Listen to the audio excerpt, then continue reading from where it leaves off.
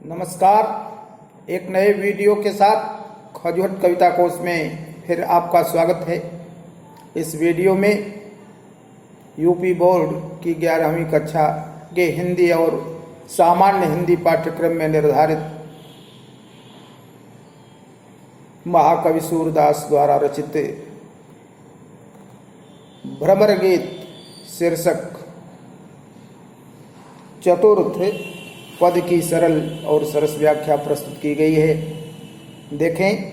ऊधव जोग जोग हम नाही, अबला सार ज्ञान कह जाने, कैसे ध्यान धराही, ओ तेई मूदन नयन कहतो, हरि मूरत जिन माही, ऐसी कथा कपट की मधुकर हम ते सुनी न जाही, श्रवण चीर सिर जटा बधावहु ये दुख कौन समाही, चंदन तज अंग भस्म बतावत बिरह अनल अति दाही, जोगी भ्रमत जाहि लगी भूले सो तो है अपमाही, सूर श्याम तय न्यारी न पल छिन ज्यों घटते परछाही। शब्दार्थ देख लें। जोग माने योग, और फिर आया है जोग दूसरी बार, इस माने योग्य। सार ज्ञान श्रेष्ठ ज्ञान, गूढ़ ज्ञान, ब्रह्म का ज्ञान। मधुकर भौरा को कहते हैं। श्रवण माने कान, चीर माने चीरना फाड़ना, समाही माने सहना, तज माने छोड़ करके, भस्म माने राख, अनल माने आग, जाहिलग माने जिसे प्राप्त करने के लिए,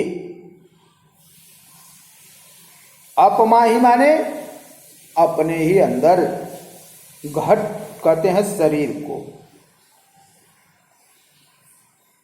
प्रसंग देख लें इसका। इस पद में गोपियां उद्धव से कह रही हैं कि योग साधना उनके लिए उपयुक्त नहीं है।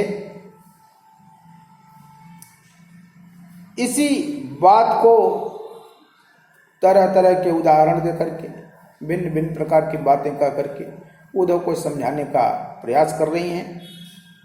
देखें। उद्धव जोग जोग हम नाही, कहती हैं कि हे उद्धव, हम जोग के योग्य नहीं हैं। क्यों? कि अबला सार ज्ञान कह जाने, कैसे ध्यान धराही। कहती हैं कि हम अबला हैं, हम ब्रज की भोली भाली और शिक्षित अनपढ़ गंवार नारियां हैं। हम सार ज्ञान को क्या जाने, हम श्रेष्ठ ज्ञान की बात, हम गूढ़ ज्ञान की बात को क्या जाने, कैसे समझें, कैसे ध्यान धराही। और जब नहीं समझेंगी तो फिर हम कैसे आप द्वारा बताए गए निर्गुण ब्रह्म का ध्यान कर सकती हैं। ये हमारे बस की बात नहीं है। तेई मूदन नयन कहते हैं, कहती हैं कि आप हमको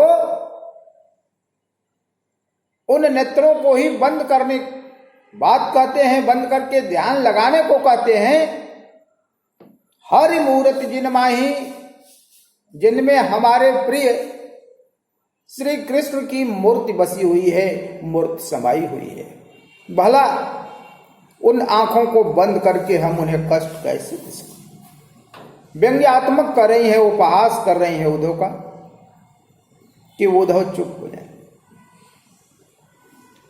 कहती है आगे कि ऐसी कथा कपट की मधुकर हम तय सुनी न जाही। ऐसी कथा कपट की, कथा वही योग वाली। कहती है कि ये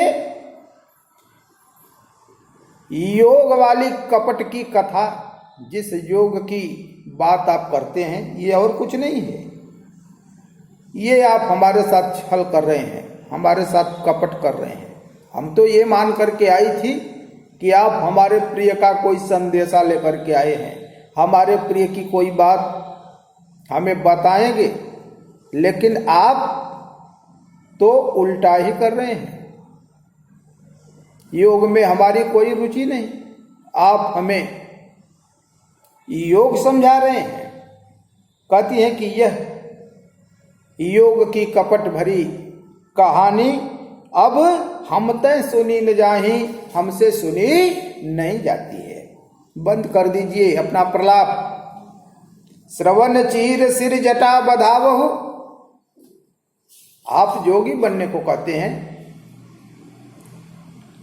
कानों को फाड़ करके, श्रवण चीर, कान को फाड़िए, कान को छेद करके, सिर पर जटा धारण करना, ये दुख कौन समाही, इस दुख को हम कैसे सहन कर सकती हैं।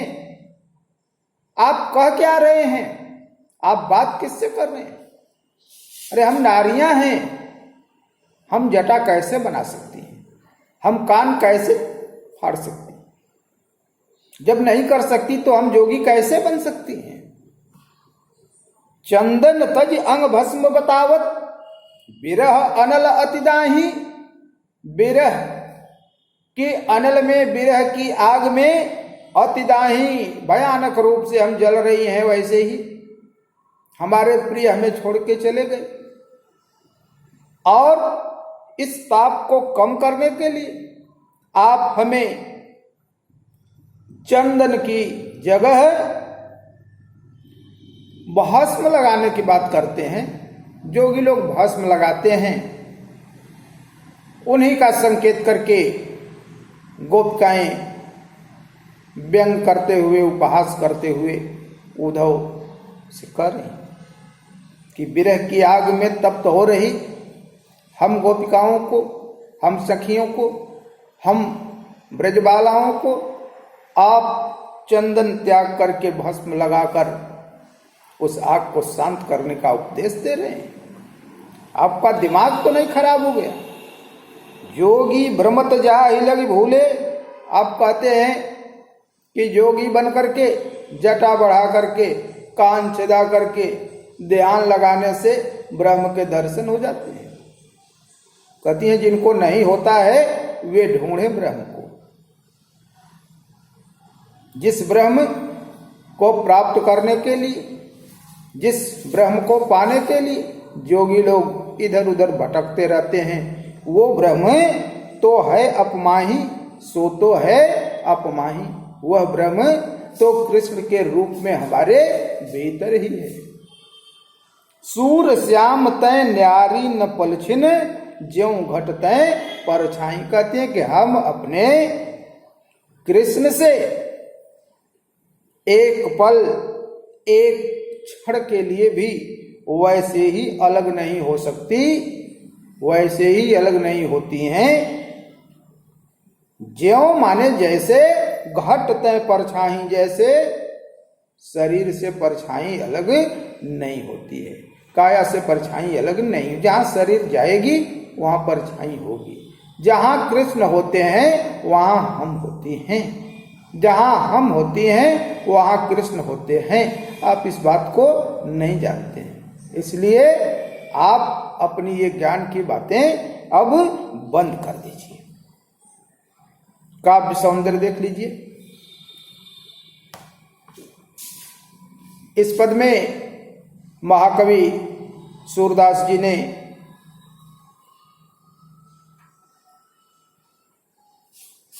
श्री कृष्ण के प्रति